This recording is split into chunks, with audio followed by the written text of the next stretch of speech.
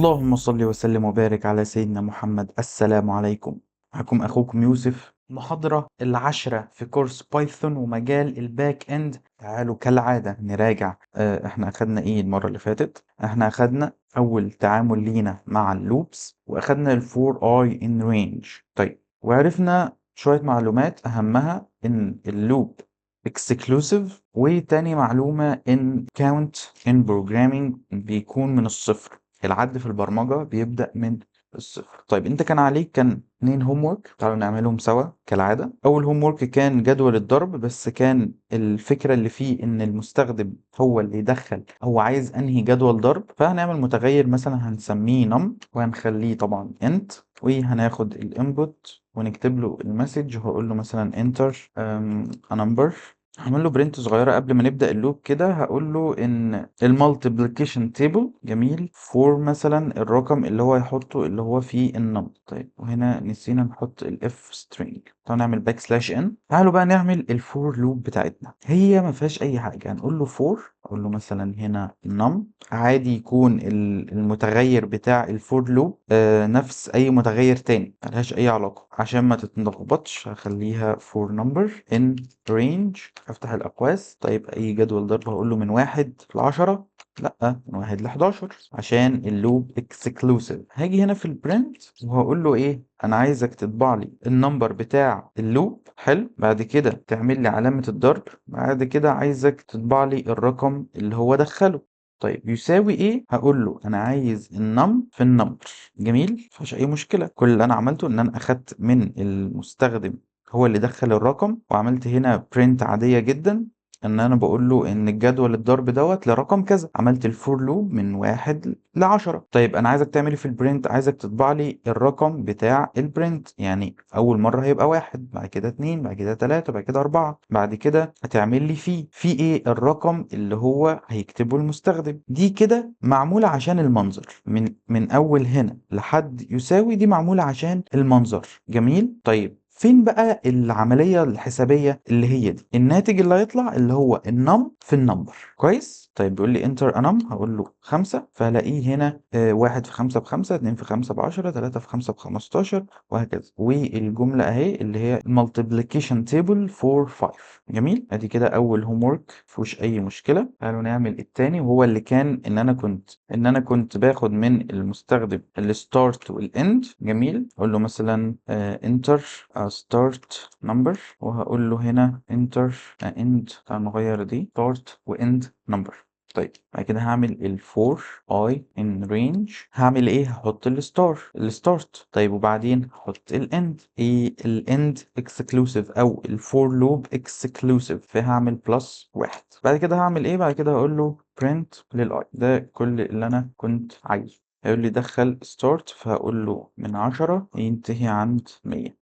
الأرقام أهي كلها من 10 ل100. ده كده الهوم ورك اللي كان عندنا عشان نتعود على إن اللوب اكسكلوسيف، وعشان نعرف إن العد بيبدأ من صفر، والكلام الجميل ده كله. النهاردة هناخد النوع التاني من الفور لوب. ايه النوع التاني؟ النوع التاني اللي هو الفور ان سيكونس. يعني ايه فور ان سيكونس؟ تعالوا هديكم مثال بسيط نعرف ايه هي المشكلة الاول، بعد كده حلها. بلاش نخش ايه في الكلام على طول. افتراضا ان انا عندي list اسمها color. طيب، عندنا red، عندنا البلو، عندنا مثلا الاورنج، عندنا السكاي بلو. جميل جميل. دلوقتي انا عارف ان انا لو عايز دلوقتي اطبع الليست دي كلها، فهعمل print colors وهشغل red blue orange sky blue. ما عنديش اي مشكله. طيب، انا دلوقتي عايز اطبع كل ايتم لوحده. عايز اطبع الريد لوحده، والبلو لوحده، والاورنج لوحده، وهكذا. طيب، ما احنا عندنا حاجه اسمها الاندكس. انت بتصعب الدنيا ليه؟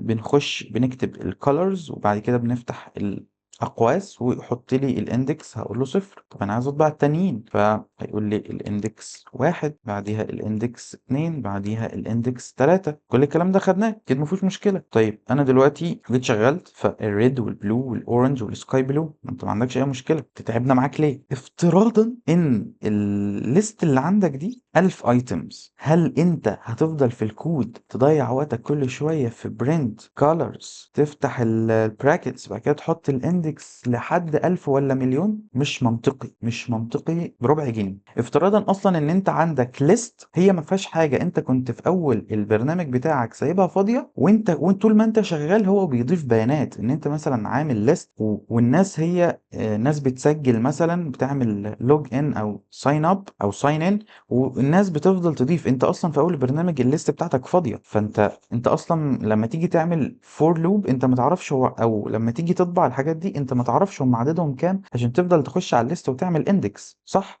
انت بتستخدم الاندكس في حالات معينه، اكيد مش منها الطريقه دي ان انا عايز اطبع الناس فان انا افضل اعمل كده. طيب دي بقى وظيفه الفور ان سيكونس. طيب هتعمل ايه الفور ان سيكونس؟ تعال نشوف. احنا دلوقتي عندنا نفس الليست الكالرز، هنعمل فور، نحط المتغير نخليه اي ان، مش ان رينج بقى، ان السيكونس، السلسله اللي انا عايز امشي عليها في هذه الحاله الكالرز، واعمل الكولون. طب نعمل باس دلوقتي. كل اللي انا عملته ان انا عندي ليست اسمها colors فيها الاربع الوان دول انا عايز اطبعهم، فاحنا قلنا مش هفضل كل شويه ان انا هعمل print واعمل الكالرز وافتح الاقواس واحط صفر بعدها واحد بعد كده اتنين. انا كده مش كود، ده سباكيتي كود. طيب فكل اللي انا بتعمله الفور لوب ان انا بقول له فور، بحط المتغير بقول له ان، والسيكونس عندي السيكونس اللي عندي او ايه السلسله اللي انا عايزه يمشي عليها. جميل. بكل بساطه هقول له ايه print الاي ريد وبلو اورنج وسكاي بلو. انت بقى عندك الليست دي مليون ايتم، عندك تريليون ايتم، انا ماليش دعوه، الفور لوب ملهاش دعوه، هتطبعه. جميل. طيب ده كده لو احنا عندنا ليست. تعالوا قبل ما نكمل نعمل نفس السنتكس تاني. كل اللي انا بعمله بنكتب الفور عادي، وهقول له مثلا هنا اغير المتغير هخليه color for color in ايه السيكونس اللي انا عايزه يمشي عليه in colors. جميل. انا دلوقتي عايزه يطبع الليست دي فاقول له print الاي. طيب ايه اللي بيحصل ورا الكواليس؟ متاسف خليها الكالر. اللي بيحصل الفور بتخش عنده متغير اسمه color بيقول له ايه انا عايزك تلف على الايتمز اللي موجوده هنا. اول مره هيلاقي ايه؟ هيلاقي ريد. انا بقول له ايه print الكالر دلوقتي فهيعمل print للريد. تاني مره الكالر بيلف على الكالرز اللي هي الليست، لقى مين؟ البلو. انا بقول له ايه print color اطبعها دلوقتي، فطبع الريد بعدها البلو وهكذا في الاورنج وهكذا في السكاي بلو، فبالتالي هتكون ده المنظر بتاعي. طيب دي قلنا في حاله الليست. يعني ايه في حاله الليست؟ يعني تعالى دلوقتي مثلا نكتب هنعمل متغير اسمه word. جميل. وهكتب مثلا فيه بايثون، هعمل for i in word وهقول له اعمل لي print مين للاي، هيطبع لي الحروف. طيب ده كده في حالة السيكونس اللي هو الليست، وفي حالة الكلمة واحدة او string. تعالوا هنعمل كمان مثال صغير، نعمل ليست اسمها numbers هنحط فيها الارقام من 1 ل10. بكل بساطة تاني for مثلا num in numbers عايزك تعمل لي print للآي للنم. كل مرة بنسى مش عارف ليه. من 1 ل10 ما عندوش أي مشكلة. طبعا هنا مفيش exclusive لأن هو بيمشي على الليست. جميل. هنا مفيش start و end، هو بيمشي على الليست اللي موجودة. تعالوا نعمل مشروع كل اللي بيعمله إن في attendees اللي هم الحضور. يعني مثلا أنا عندي فرح أو عندي دعوة أيا يكن، وعندي attendees اللي هم الحضور. هنكتب شوية أسماء في الليست وهخليها إن هو تلف الليست ديت تلف على الاتنديز دول. طيب وبعدين ايه اللي بيحصل بعد كده؟ انا بطبع له اول حاجه، اول ما الليست، اول ما الفور لوب تشتغل تطبع لي اسمه. بعد كده بنسال الشخص ده سؤال، بقول له انت جاي ولا مش جاي؟ او السؤال ده ليا انا مثلا، انا عامل البرنامج ده لنفسي وحاطط فيه الاسامي، وبقول الشخص ده confirmed or not confirmed. فانا بكتب اسم الشخص اول حاجه، بعد كده بسأل نفسي هل الشخص ده attending يعني جاي؟ طيب لو yes فأنا عايزك إن أنت تعمل لي attendance confirmed، لو else فهتقول لي attendance not confirmed. طيب سيبك من نظري وتعالى نشتغل. هنعمل ال attendees. جميل. اللي هم الحضور. ومثلا هكتب هنا يوسف، وهكتب هنا أحمد، وهكتب عمرو، وعشان البنات ما تزعلش فهكتب مونيكا. الاسم ده. طيب دلوقتي انا عملت الاتنديز اللي هم الحضور. طيب كويس جدا. فهقول له هنا for name مثلا in السيكونس اللي هي attendees انا عايزك تلف عليه. طيب انا عايزك اول حاجه تعملها ان انت هتطبع لي النيم، في اي مشكله؟ بعد كده احنا عايزين نسال للمستخدم ده سؤال، هنعمل مثلا متغير اسمه confirm، ناخد هنا منه الانبوت وهنعمل if string وهقول له مثلا is النيم ده confirmed، او مثلا هقول له هيحضر فهقول له attending ولا ايه، هل هو جاي، واعمل له مثلا هنا yes او no. if الconfirm دي equal yes، كل اللي انا عايز اعمله ان انا هعمل له print وهقول له ان ال attendance confirmed. جميل. else اخد دي copy ده هنا paste وهقول له not confirmed. تعالوا نشوفه هيشتغل ازاي. اول حاجة طبعها لي هو اول اسم اللي هو يوسف، بيقول لي is يوسف attending، يوسف جاي فهقول له هنا yes فهيقول لي attendance confirmed. احمد جاي فهقول له no فهيقول لي not confirmed. عمرو جاي فهقول له yes فهيقول لي جميل confirmed. مونيكا جاية فهقول له yes، فكله ماشي زي الفل. طيب قبل ما تخلص المحاضرة كنت عايز اشرح method اسمها split، وهنعمل مع بعض مشروع صغير كده. طيب احنا عندنا function اسمها split. طيب الsplit function دي بتعمل ايه؟ كل اللي هي بتعمله ان هي بتقسم السترينج. لو عندي جملة str هي بتقسمها. يعني ايه بتقسمه؟ يعني مثلا انا دلوقتي لو عندي مثلا text، عندي دلوقتي متغير مثلا مكتوب فيه I love Python. حلو. انا دلوقتي محتاج كل كلمة من دول لوحدهم. طيب هعمل مثلا متغير تاني اسمه word. طيب ده جواه هيكون ايه؟ جواه هقول له خش على السترينج اللي هو التكست دوت، عندك حاجة اسمها split ونحط الأقواس بتاعت السبلت. طيب أنا دلوقتي لو جيت طبعت الوورد دي إيه اللي هيطبع لي؟ تعال نشوف كده. طبع لي I love Python كل كلمة لوحدها في list. طيب تعالوا بقى نفهم الموضوع أعمق شوية. split أول ما بحطها على السترينج بتاعي هي بتاخد كل كلمة بتقسمها، بتاخدها لوحدها وتحطها في الليست. طيب أنا دلوقتي أقدر أتحكم هي بتاخد كل كلمة من حيث إيه؟ يعني إيه اللي بيخليها تعرف إن دي كلمة؟ طيب الديفولت بتاع split الأقواس هنا إن أنت لو ما حطيتش أي حاجة فهي كأنها بتاخد بعد كل سبيس. طيب انا اقدر اتحكم في ده، اقدر اتحكم فيه. ممكن جوه الاقواس هنا ان انا مثلا اقول لها انا عايزك ان انت تفصلي ما بين كل كلمة والتانية عن طريق الكوما. حلو. وابتدي ان انا احط هنا كوما وابتدي ان انا اشغل تاني ف I love Python. طيب لو انا حطيت مثلا سبتها هنا مسافة، انا ممكن احط مسافة او ممكن ما احطهاش، الاتنين كده كده واحد، فبالتالي هيجيب لي I love Python كلها في مكان واحد لان انا ما حطيتلوش السبلت. طيب اقدر احط ايه تاني؟ اقدر احط مثلا الداش وابتدي ان انا اجي هنا واحط الداش في كل واحدة فيهم، هيبتدي برضو يقسمهم لي كويس جدا. فكده عرفنا ان السبليت اللي بتعمله ان هي بتخش على السترينج تقسم الكلمات. انا اقدر اتحكم في دوت، قلنا عن طريق ان انا ممكن احط الكوما او احط السبيس او احط الداش او ايا يكن الحاجة اللي انا عايز احطها. طيب كده احنا عرفنا السبليت بتعمل ايه. طيب احنا هنعمل مشروع سوا، كل اللي كان ناقص في المشروع دوت هي split. طيب انت دلوقتي عرفتها وان شاء الله تكون فهمتها كويس. المشروع انا اقول لك هيشتغل ازاي، وانت لو عايز توقف وتروح تعمله لوحدك تمام، لو عايزني نعمله سوا خليك معايا. بس انت طبعا عارف نصيحتي، روح حاول واشتغل بنفسك. اول ما الكود بتاعي بيشتغل بيقول لي enter your tasks for today. انت بتدخل المهام اللي عليك النهارده، وليكن مثلا هقول له ان انا عليا ان انا read، بعد كده باخد كوما وسبيس، خد بالك من النقطة دي. بعد كده مثلا اقول له ان انا بتعلم بايثون كوما وسبيس، بعد كده ممكن اقول له مثلا ان انا walk.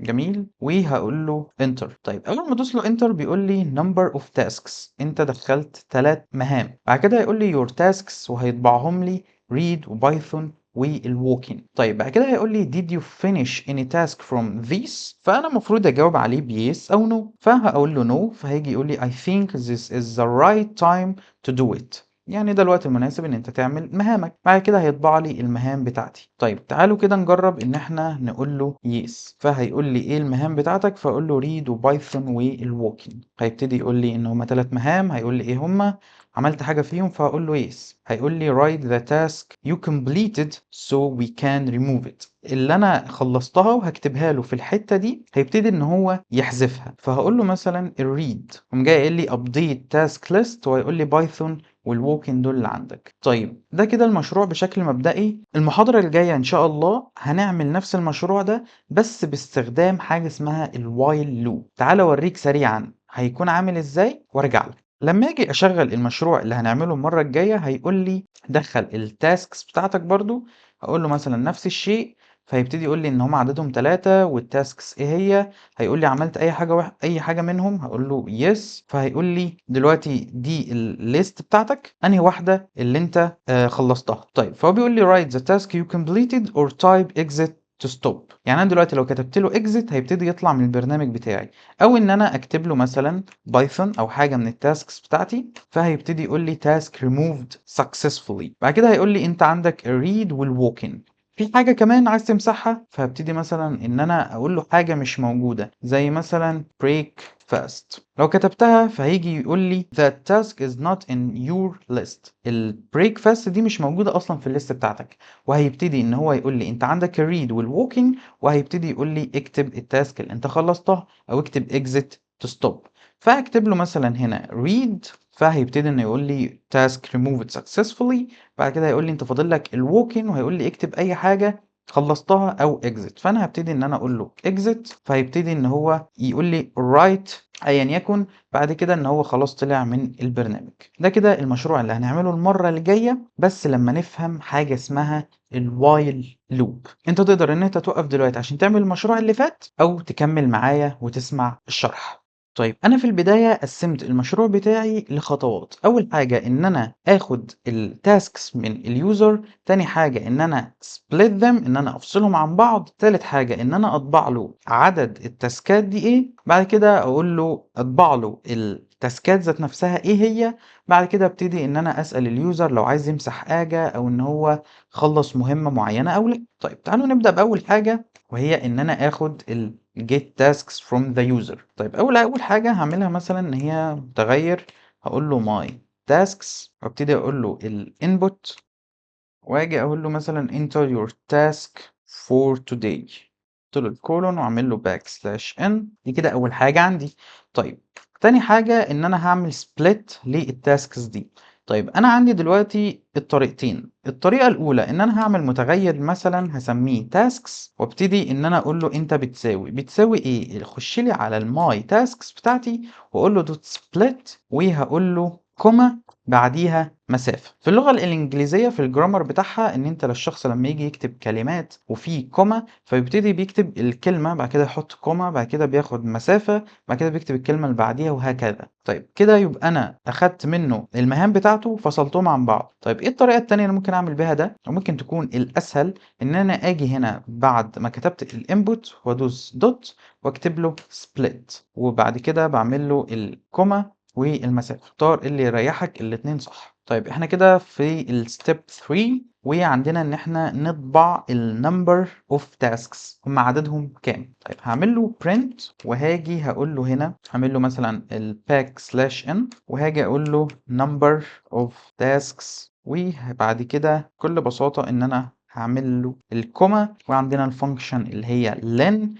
طيب انا حضرتك عايز العدد بتاع ايه، بتاع التاسكس. طيب كل ده احنا خدناه وفاهمينه كويس جدا. طيب الستيب 4 ان انا هطبع each task، هطبع كل المهام اللي هو كتبها. فاجي اقول له مثلا هنا print، وهعمل له مثلا backslash n كمان، وهقول له your tasks، وهبتدي ان انا انزل. طبعا اتعلمنا الفور لوب، فانا مش هطبعهم كل واحده لوحديها، فهعمل له مثلا هنا for task، بدل الاي تقدر تكتب المتغير اللي انت عايزه in tasks. التاسكس هنا بعد ما عملناها دوت سبليت، فدي هتكون عبارة عن ليست زي ما لسه واخدين من شوية. فأنا بقول له دلوقتي هتعمل لي فور لوب على الليست دي. طيب بعد كده هتطبع ايه؟ بعد كده هقول له مثلا ان انت حط لي مثلا هنا الداش، وهنحط مثلا كوما، وهنعمل التاسك. طبعا تقدر تستخدم الاف سترينج زي ما انت عايز، بس انا شايف ان الموضوع مش مستاهل. طيب كده احنا طبعنا هنا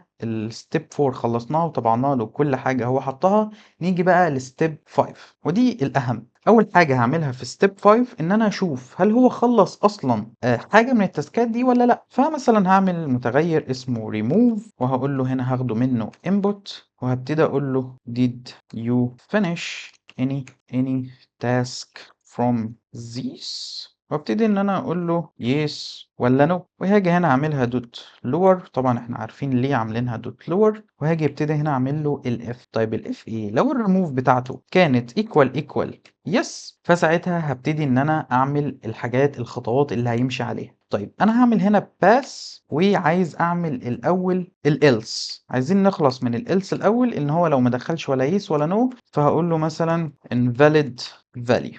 طيب كده احنا فاضل لنا الاف والelif. تعالوا نعمل دي كده سريعا. remove equal no، هنعمل الباس، وتعالوا نشتغل على الاف. طيب هو دلوقتي لو قال لي yes، فانا عايز ابتدي اساله ايه هي التاسكات اللي هو خلصها. فمثلا هسمي المتغير ده done، وهبتدي هنا ان انا اساله واقول له الانبوت، وهبتدي ان انا اساله السؤال واقول له مثلا هنا اعمل له مثلا \n واقول له write the task you completed. جميل. so we can remove it. انا هنا بقول له ان انت اكتب التاسك اللي انت خلصتها ان احنا نقدر نمسحها. ابتدي مثلا اعمل له هنا \n، بيبتدي يدي الموضوع شكل جمالي شويه. طيب بعد ما خلصت الدن، وهشوف انا دلوقتي عايز اعمل تشيك هل اصلا التاسك اللي دخلها دي من ضمن الحاجات اللي موجوده في الليست ولا لا. فبكل بساطه، وشوفوا حلاوه بايثون، هقول له if الدن اللي هو دخله in tasks، هل هو من ضمن التاسكس بتاعتي. بكل بساطه انا بقول له هنا if لو الدن اللي هو دخله in جوه في التاسكس بتاعتي اللي هي هنا، فهبتدي ان انا اكمل واقول له tasks دي دوت remove. فهبتدي هقول له هنا ان التاسكس دي دوت remove. قلت الاقواس. طيب هتمسح ايه؟ همسح الدن اللي هو دخلها. بعد كده مثلا هعمل له هنا print، وهعمل له هنا \n، وهقول له updated task.